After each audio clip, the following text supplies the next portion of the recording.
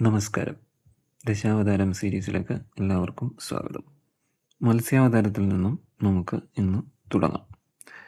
ഒരു ബ്രഹ്മവാസരത്തിലെ സൃഷ്ടികർമ്മത്തിന് ശേഷം ബ്രഹ്മാവ് ക്ഷീണിച്ച് ഉറങ്ങാൻ കിടക്കുമ്പോൾ ഹയഗ്രീവൻ എന്നു പേരായ ഒരു അസുരൻ ബ്രഹ്മമുഖത്തു നിന്ന് വേദങ്ങളെല്ലാം തട്ടിയെടുത്തു.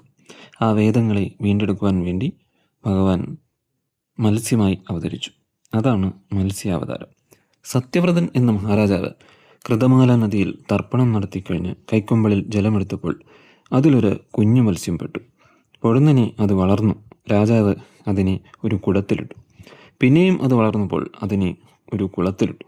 അവിടെയും അത് വളർന്നു വലുതായപ്പോൾ അതിനെ തടാകത്തിലും പിന്നീട് അവിടുന്ന് നദിയിലും അവസാനം സമുദ്രത്തിലുമിട്ടു. പിന്നെയും അത് വളർന്നു വരുന്നതുകൊണ്ട് രാജാവ് എന്തു ചെയ്യണമെന്നറിയാതെ നിൽക്കുമ്പോൾ ഭഗവാൻ മഹാവിഷ്ണു അദ്ദേഹത്തിൻ്റെ മുന്നിൽ പ്രത്യക്ഷപ്പെട്ടു.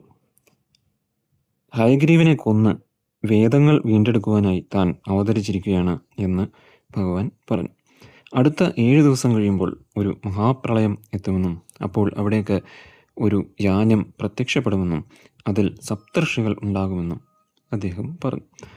അപ്പോൾ രാജാവ് ഈ ലോകത്ത് കിട്ടാവുന്ന എല്ലാ സസ്യങ്ങളുടെയും വിത്ത് കരസ്ഥമാക്കി ആ യാനത്തിലേക്ക് കയറണമെന്നും അദ്ദേഹം നിർദ്ദേശിച്ചു. അതുമായി യാനത്തിൽ കയറിക്കഴിയുമ്പോൾ താൻ ഹയഗ്രീവവധം കഴിഞ്ഞ് തിരിച്ച് എത്തുമെന്നും അപ്പോൾ തന്നെ യാനവുമായി ബന്ധിക്കണമെന്നും ഭഗവാൻ പറഞ്ഞു.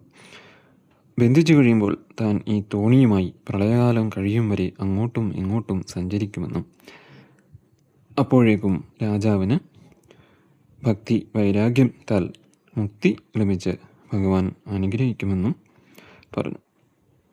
അതാണ് മത്സ്യാവതാരം കഥ. അടുത്ത ഭാഗത്തിൽ നമുക്ക് കൂർമാവതാരത്തിലേക്ക് കടക്കാം.